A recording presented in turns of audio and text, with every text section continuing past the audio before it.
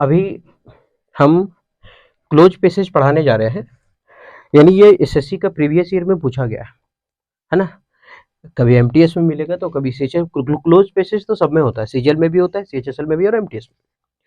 तो हम close passage बताएंगे तो केवल क्लोज पैसेज का केवल आंसर नहीं बताएंगे, आप क्लोज पैसेज से यहाँ ग्रामर भी सीखेंगे कि ग्रामर कैसे प्रयोग करते हैं और वर्ड कौन सा लगाते हैं। ठीक, आप एक बार वीडियो देख लीजिए, अगर लगता है कि आज अगर देखने के बाद लगता है कि हाँ बेनिफिशियल है तो आप फिर से इसको रेगुलर देखिए, और नहीं तो आप स्किप करके 2-3 बता लेंगे तो लगेगा कि नहीं अच्छा नहीं है तो आप स्किप करके कहीं और तो वीडियो देख लीजिए, या तो फिर बुक से अपने सॉल्व कीजिए और उसका सॉल्यूशन देख लीजिए। ठीक, तो हम पढ़ाते हैं अभी क्लोज पैसेज। क्लोज पैसेज में आज पहला क्लोज पैसेज है, इसी का सीरीज अभी चलेगा और वर्ड मीनिंग का जो आ रहा है वो भी आता चलेगा, सब आएगा। डिफॉरेस्टेशन। अब सबसे पहली बात कि ये डिफॉरेस्टेशन है, इसका पार्ट ऑफ स्पीच क्या है, ये वर्ड कौन सा है। तो जो ION इंडिंग वर्ड होता है वो अधिकतर नाउन कहलाता है। तो हम समझिए कि डिफॉरेस्टेशन क्या है, नाउन है। अच्छा, फॉरेस्ट का मतलब क्या होता है, फॉरेस्टेशन का मतलब होता है जंगल लगाना। फॉरेस्टेशन का मतलब क्या होता है, जंगल लगाना। अगर हम इसमें डी लगा दे, डी कर दे तो इसका मतलब जंगल लगाना नहीं, जंगल को काटना। जंगल को क्या करना, काटना।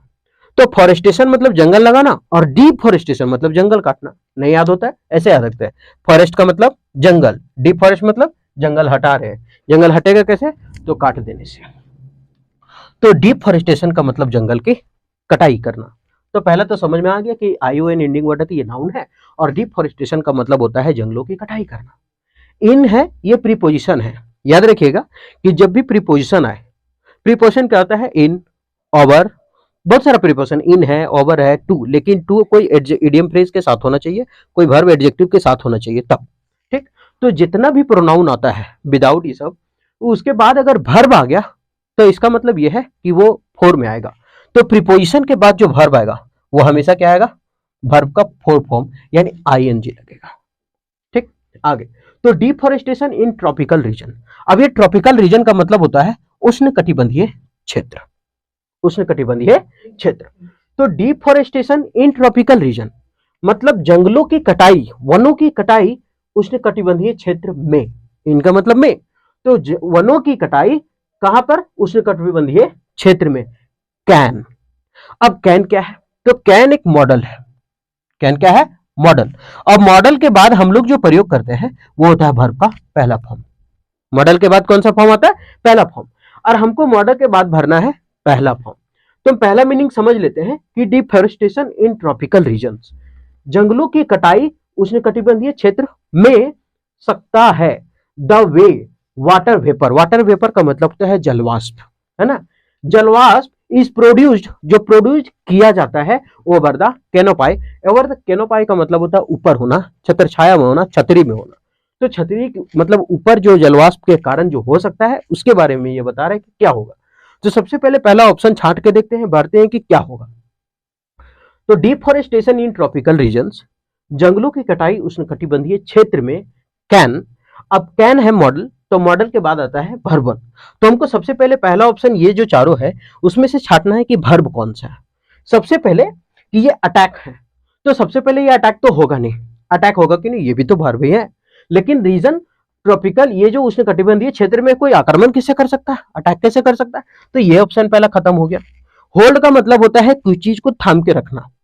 होल्ड का क्या होता है, कोई चीज को थाम के रखना, ये भी वर्ब वन है। लेकिन यहां बोला है कि उष्णकटिबंधीय क्षेत्र में जो जंगलों की कटाई है उसको रख सकते हैं थाम करके, ऐसा कुछ नहीं है। होल्ड करके कैसे रख सकते हैं इसको, मतलब यहां कहने का मतलब है कि वाटर वेपर जो है, जलवाष्प जो है वो असर डालता है, प्रभाव डालता है। Is produced over the canopy, जो ऊपर में जलवाष्प चला गया है वो बहुत ही प्रभाव इस पर डालता है। तो प्रभाव या असर, तो हमको प्रभाव या असर का मीनिंग चाहिए। सबसे पहले डिफॉरेस्टेशन जंगलों की कटाई इन प्रीपोजिशन है ट्रॉपिकल रीजन मतलब उष्णकटिबंधीय क्षेत्र। उष्णकटिबंधीय क्षेत्र में जंगलों की कटाई से प्रभाव क्या हो सकता है, जलवाष्प पर प्रभाव पड़ सकता है।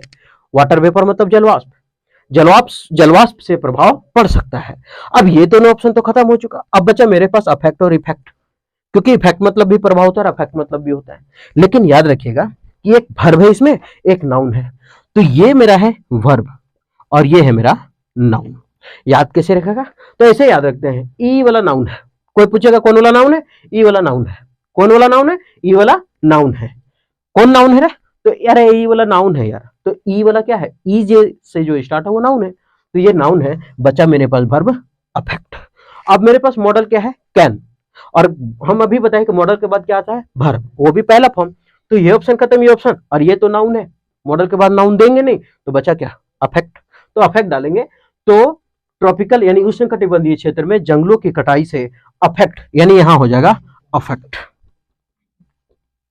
तो प्रभाव, असर डाल सकता है। किस पर डाल सकता है असर? द वे वाटर वेपर, जलवाष्प पर असर डाल सकता है जो प्रोड्यूस किया जाता है, इज प्रोड्यूस्ड, जो प्रोड्यूस किया जाता है। अच्छा, बी का क्या रूप होता है? Is, am, are, was, were. इसके बाद अगर वर्ब का थर्ड फॉर्म आया तो इसका मतलब वो सेंटेंस पेसिव में है। बी का 8 गो रूप है। बी का कितना रूप है? 8 रूप। Is, am, are, was, were, been, being, अच्छा ऊपर लिख देते हैं, बीइंग, और एक खुद बी। 8 गो रूप है ना। कौन कौन है? Is, am, are, was, were, been और बीइंग। अगर ये सभी के साथ वर्ब का तीसरा फॉर्म आया तो समझ जाना है कि ये वर्ब पेसिव में है। ठीक। तो बी का कितना फॉर्म है? Is, am, are, was, were, been, being, और एक खुद बी। अगर इसके साथ वर्ब का तीसरा फॉर्म आया तो वो किस में है? इसका मतलब वो पेसिव में है। तो ये पेसिव में है। तो डिफोरेस्टेशन इन ट्रॉपिकल रीजन, उष्णकटिबंधीय क्षेत्र में जो जंगलों की कटाई पर असर पड़ सकता है। किस पर? द वे वाटर वेपर, जलवाष्प पर, जो प्रोड्यूस होता है ओवर द कैनोपाई, ऊपर से। ओवर द कैनोपाई मतलब हम लोग से ऊपर छत्र छाया से क्या होता है? उत्पन्न होता है। अब उत्पन्न होता है जिस, अब यहां है काउजेज, कारण, रिड्यूस रेनफॉल, रेनफॉल में कमी आती है, वर्षा में कमी आती है। तो कारण कमी आती है, काउजेज क्या है? वर्ब, सॉरी, ये रिड्यूस क्या है? ये वर्ब है, काउजेज नहीं। अभी हम काउजेज, रिड्यूस रेनफॉल, रिड्यूस का मतलब कम होना, रिड्यूस का मतलब कम होना, रेनफॉल मतलब बारिश। तो जिसके कारण वर्षा में कमी होती है। तो यहां लिखा है कारण वर्षा में कमी होती है। अब यहां चाहिए जिसके, कमी नहीं, जिसके कारण वर्षा में कमी होती है। किसके कारण? तो उष्णकटिबंधीय क्षेत्र में जो हम जंगल काटते हैं उसमें जलवाष्प पर असर पड़ता है, और वो क्या करता है? जो प्रोड्यूस करता है ऊपर छत्र छाया में, वो रेनफॉल को क्या करता है? कम कर देता है, जिसके कारण रेनफॉल क्या होती है? कम होती है। अब जिसके का इंग्लिश ढूंढते हैं कि जिसके होगा क्या। सबसे पहले लिखा है हुम। तो हुम का मतलब होता है किसका। हुम का मतलब क्या होता है? किसका। और हुम जब आए तो आगे आने वाला चीज क्या होता है? वर्ब होता है। ठीक। और ये अधिकतर मेन मूवमेंट में लगता है। उसके बाद ये हुम भी कटा तो ये हु भी कटेगा। क्यों? क्योंकि हु जो है वो मानव के लिए आता है। हु जो है ना, ये मानव के लिए आता है। अच्छा, हु के बाद एक चीज याद रखिएगा, WHO, हु। हु के बाद हमेशा दोज का प्रयोग होता है, THOAC। हु के पहले हमेशा क्या प्रयोग होता है? दोज का। यानी इसके पहले और कुछ नहीं मिलेगा, दोज ही मिलेगा। ठीक है। मतलब हु के पहले क्या प्रयोग होगा? दोज, है ना। इसके पहले बहुत कुछ दे देगा, दिस दे देगा, ये सब दे देगा, तो दोज हु होता है। ठीक। आगे तो हुम कट गया और हु कट गया क्योंकि ये मानव के लिए। हम बोले जिसके कारण, और वेयर का मतलब होता है जहां। तो जहां कारण तो कर नहीं सकते, तो बचा विच, जिसके कारण। ये क्या बोलते हैं इसको? विच। तो विच जो है इसका मतलब होता है जिसके कारण, विच। ठीक। तो डिफोरेस्टेशन इन ट्रॉपिकल रीजन, उष्णकटिबंधीय क्षेत्र में जो जंगलों की कटाई से असर पड़ता है जलवाष्प पर, और वही जो प्रोड्यूस करता है ओवर कैनोपाई, हम लोग के ऊपर से छत्रछाया में प्रोड्यूस करता है, जिसके कारण क्या होता है? रेनफॉल में कमी आती है, रेनफॉल में कमी आती है। अब यहां तक कंप्लीट। आगे अब इज क्या था मेरा? इसको बोलते हैं हेल्पिंग वर्ब, और ये पेसिव वॉइस में, क्योंकि इज एम आर के साथ आया है इसलिए ये पेसिव वॉइस में पहचान लिए। ठीक। अच्छा, ये कैसे जानेंगे कि ये वर्ब थर्ड है? वर्ब टू भी तो होता है। तो याद रखिएगा कि एच वाला के साथ जो भी आता है वो हमेशा वर्ब थ्री आता है। एच के साथ जो आता है वो क्या आता है? Verb three. एच का मतलब हैव हो गया, हैज हो गया, हैड हो गया। इसके साथ क्या आता है? वर्ब का तीसरा फॉर्म। अब आप लोग बोलिएगा कि ये है तो है ही नहीं, एच है ही नहीं, फिर भी वर्ब थ्री कैसे हुआ? तो सेंटेंस जब पेसिव में हो तो बी के साथ थर्ड फॉर्म आता है, इसमें जरूरी नहीं कि हैव हैज आए, क्योंकि जब एक्टिव से पेसिव बनाते हैं तो हर पेसिव वर्ब थर्ड में होता है, चाहे कुछ भी हो हमेशा थर्ड में होगा, हमेशा थर्ड होगा। अब आगे बढ़ते हैं। 29 study published in journal eco hydrology showed, मतलब कह रहा है कि 2019 में एक अध्ययन के मुताबिक, स्टडी पब्लिश्ड क्या है, वर्ब है, ठीक, ये नाउन है। आर्टिकल इसको बोलते हैं। अच्छा एक चीज समझते हैं, आर्टिकल, आर्टिकल अगर ए है, आर्टिकल एन है, आर्टिकल द है। अगर इसके बाद एक पहला वर्ड है तो इसका मतलब वो, अगर एक वर्ड है तो इसका मतलब वो नाउन है, अगर दो वर्ड है तो इसका मतलब ये एडजेक्टिव है और ये नाउन है, अगर तीन वर्ड है तो इसका मतलब ये एडवर्ब है, ये एडजेक्टिव है और ये नाउन है। आर्टिकल का मीनिंग ये होता है। तो यहां जब आया आर्टिकल तो एक वर्ड है 2019 स्टडी, बाकी ये तो वर्ब आ गया, स्टडी पब्लिश्ड, तो ये हुआ आपका नाउन स्टडी। तो 2019 के अध्ययन के मुताबिक पब्लिश्ड किया गया था, क्या पब्लिश किया गया, in the journal eco hydrology showed. तो इको हाइड्रोलॉजी जनरल जो उसका क्या बोलते हैं, उस संस्था जो है वो 2019 के अध्ययन जब किया, जब प्रकाशित किया तो उसमें बताया गया, पब्लिश किया तो क्या बताया, वो दिखाया, शोड मतलब दिखाया, कि दैट मतलब कि पार्ट्स ऑफ द अमेजन, ये ऑफ क्या, नाउन, सॉरी प्रीपोजिशन, दैट कि parts of the Amazon rain forest, कि अमेजन रेन फॉरेस्ट का जो कुछ पार्ट है, रेन फॉरेस्ट है ना, मतलब अमेजन का जो जंगल का है उसमें से जो कुछ पार्ट है वो क्या हुआ है, रेन फॉरेस्ट, दैट दिखाया कि उसे कन्वर्ट कर दिया गया, किसमें कन्वर्ट किया गया है, टू एग्रीकल्चर लैंड। टू क्या है, टू मेरा हो गया प्रीपोजिशन। अब ये नहीं कि प्रीपोजिशन के साथ भरपूर लगता है, वहां एग्रीकल्चर क्या है, अच्छा एल एंडिंग वर्ड जो अधिकतर होता है वो एडजेक्टिव हुआ करता है, ठीक, लेकिन यहां एग्रीकल्चर लैंड ये पूरा का पूरा साथ में है, इसलिए ये नाउन है। तो यहां क्या बोल रहा है कि जनरल इकोलॉजिकल इको हाइड्रोलॉजी एक संस्था है, वो ये बताया है कि जो 2019 का स्टडी हुआ था उसके माध्यम से हम लोग ये जानते हैं कि अमेजन जंगल का जो पार्ट था, कुछ पार्ट था, उसे बदल दिया गया था, दैट कन्वर्टेड। अब हम बोले कि दैट कन्वर्टेड बदल दिया गया, इसका मतलब क्या, इसका मतलब यही कि हम सेंटेंस पेसिव में बोल रहे हैं, हम खुद नहीं बदले, किसी के द्वारा बदल दिया गया, तो पेसिव में है। और जब पेसिव में होता है तो हम अब भी बताएं कि बी का कितना रूप है, 8 को, being, is, am, are, was, were, been और बीइंग, ये बी खुद, इसके साथ वर्ब का तीसरा फॉर्म आया तो वो पेसिव वॉइस में। अब हम बोले कि उसको कन्वर्टेड यानी बदल दिया गया था, तो पास्ट का बोल रहे हैं कि बदल दिया गया था। अब इज तो कर नहीं सकते हैं क्योंकि इज है बी के रूप में, लेकिन इज नहीं कर सकते क्योंकि प्रेजेंट हो जाएगा। हमको बोले बदल दिया गया था, अब यहां के लिखा है कि Amazon rain forest that were converted, that were converted, जो बदल दिया गया था, तो यहां हो जाएगा दैट वर कन्वर्टेड, जो बदल दिया गया था। अब देखिए बी का वर हो गया और वर के बाद फिर क्या है, वर्ब 3, तो इसका मतलब ये सेंटेंस पैसिव में है। बदल दिया गया था टू एग्रीकल्चर, किसमें, कृषि भूमि में, एग्रीकल्चर लैंड मतलब कृषि भूमि में। फिर से समझते हैं कि 2019 का जो इको हाइड्रोलॉजी संस्था जो अपना जारी किया था उसमें बोला था कि अमेजन का जो जंगल है उसको बहुत सारे पार्ट को क्या कर दिया था, कन्वर्ट कर दिया गया था, किसमें, एग्रीकल्चर लैंड में, एग्रीकल्चर भूमि में। अभी क्या हुआ आगे, एग्रीकल्चर लैंड बदल दिया गया था, उसके बाद agriculture land had higher soil and air temperature. अच्छा अब यहां हम अगर ऑप्शन छाटे तो सबसे पहले डीड होगा नहीं, क्यों, क्योंकि अगर हम ये डीड लगाते हैं तो सेंटेंस तो पास्ट में है, सेंटेंस पास्ट में है, लेकिन अच्छा एक चीज याद रखिएगा, do does did, do does did, अगर ये सभी आया ना तो आगे जो भी वर्ब आएगा वो हमेशा वर्ब 1 में आएगा, ये बहुत हिट है। डू डज डिड आगे आने वाला वर्ब कौन सा होगा, हमेशा वर्ब का पहला फॉर्म होगा। आगे अब यहां सेंटेंस सब पास्ट में है, agriculture land had higher soil and air temperature, मतलब क्या होता है कि वहां जो एग्रीकल्चर भूमि था उसकी मिट्टी और उसकी हवाएं का टेम्परेचर, तापमान क्या था, बहुत ज्यादा था, हैड, क्या होगा, हैड। आगे तो उसका तापमान क्या था, बहुत ज्यादा था। आगे उसके बाद ये हैज तो ऐसे ही खत्म हो गया था क्योंकि ये प्रेजेंट में हैड होगा ना, हैज तो प्रेजेंट में है, ये खत्म हो गया था। आगे उसके बाद है कि विच कुड, जो कि अब ये कुड क्या, हम बोले कि मॉडल के बाद हमेशा क्या आता है, verb 1, can, could, would, should, might, must, सबके बाद वर्ब 1 आएगा। टू के बाद भी वर्ब 1 आता है, लेकिन वो एडजेक्टिव के साथ लगा होना नहीं चाहिए, इडियम फ्रेज के साथ लगा होना नहीं चाहिए। तब और प्रीपोजिशन के बाद क्या आता है, वर्ब का दूसरा फॉर्म। हैव हैज हैड अगर आ गया तो उसके बाद क्या होगा, वर्ब का तीसरा फॉर्म। ठीक, प्रीपोजिशन के बाद सॉरी वर्ब का चौथा फॉर्म। तो विच कुड, जो कि अब यहां बोला है ड्राउट कंडीशन, यहां बोला है कि हैड मिट्टी और हवा का टेम्परेचर वो बढ़ा दिया। जब मिट्टी और हवा का टेम्परेचर बढ़ जाएगा इसका मतलब क्या होगा कि जो स्थिति सूखा का था वो और बढ़ जाएगा।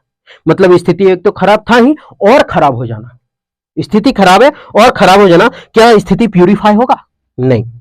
स्थिति सुधरेगा? नहीं। जब तापमान ज्यादा होगा तो इसका मतलब और पानी सोखेगा और सूखा हो जाएगा, फिर तो स्थिति और खराब हो गया ना, तो प्यूरिफाई हो नहीं सकता। इन्फ्लेम का मतलब होता है बढ़ाना, तो इन्फ्लेम मतलब होता है बढ़ाना। स्थिति बढ़ जाएगा, कैसे बढ़ेगा? नहीं, स्थिति खराब है और खराब हो जाएगा, ऐसा कोई मीनिंग चाहिए। प्रवोक मतलब होता है उकसाना किसी को, और ये प्रवोक अधिकतर झगड़ा उड़म किसी को उकसाते नहीं है, मार दिन पे तोर बापा का जा मार देती मुंह चुराए, प्रवोक ये होता है उकसाना। आग्रावेट का मतलब होता है स्थिति और खराब कर देना, खराब तो था ही और क्या हो गया, खराब हो गया। तो यहाँ विच कुड आग्रावेट ड्राउट कंडीशन, जो सूखे की स्थिति को और बिगाड़ देता है, जो सूखे की स्थिति को और बिगाड़ देता है, तो यहां हो जाएगा आग्रावेट। अच्छा खाली डी लिख देते हैं, जगह नहीं है। ठीक, जो सूखे की स्थिति को क्या होता है और बिगाड़ देता है, तो आग्रावेट हुआ वर्ब का पहला फॉर्म। ठीक, तो अभी तक हम ग्रामर अगर सिखा रहे थे तो ग्रामर में हम क्या अभी तक सिखाएं कि सबसे पहले ION जो वर्ड होता है वो अधिकतर नाउन गिना जाता है पहला। अगर AL एंडिंग वर्ड है तो वो अधिकतर एडजेक्टिव गिना जाता है। OUS एंडिंग वर्ड है तो वो अधिकतर एडजेक्टिव गिना जाता है। अगर प्रीपोजिशन आ गया है तो आगे आने वाला वर्ब कैसा चाहिए, वर्ब का फोर्थ फॉर्म चाहिए। अगर हैव हैज हैड का प्रयोग हुआ है तो आगे आने वाला वर्ब कैसा चाहिए, वर्ब का तीसरा फॉर्म चाहिए।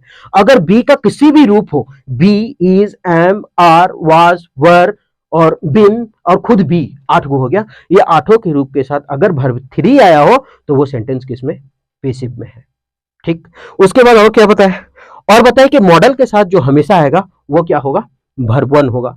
और क्या बताएं कि टू के बाद आने वाला जो वर्ब होगा वो 1 होगा, लेकिन वो एडजेक्टिव और वर्ब और इडियम फ्रेज के साथ अगर आ गया तो इसका मतलब वर्ब का चौथा फॉर्म होगा। अगर आर्टिकल के बाद एक वर्ड है तो वो नाउन है। अगर आर्टिकल के बाद 2 वर्ड है तो पहला एडजेक्टिव है फिर दूसरा नाउन है। अगर आर्टिकल के बाद 3 वर्ड है तो पहला एडवर्ब है फिर एडजेक्टिव है फिर नाउन है। एडवर्ब को पहचानेंगे, अधिकतर LY एंडिंग वर्ड एडवर्ब होता है, अधिकतर AL और OUS एंडिंग वर्ड क्या होता है, एडजेक्टिव होता है, और ION और TY ये सब जो वर्ड होते हैं लास्ट में, इसको क्या चाहते हैं, नाउन कहा जाता है। ठीक, तो ये था क्लोज पैसेज। एक बार हम खाली हिंदी बता देते हैं पूरा कि डिफॉरेस्टेशन इन ट्रॉपिकल रीजन, यानी उष्णकटिबंधीय क्षेत्र में जंगलों की कटाई से असर पड़ता है किस पर, जलवाष्प पर असर पड़ सकता है, जो प्रोड्यूस करती है ओवर द कैनोपाई, हमरे ऊपरी से छत्रछाया से। उसके बाद विच काउजेज, जिसके कारण रिड्यूस रेनफॉल, रेनफॉल की कमी होती है।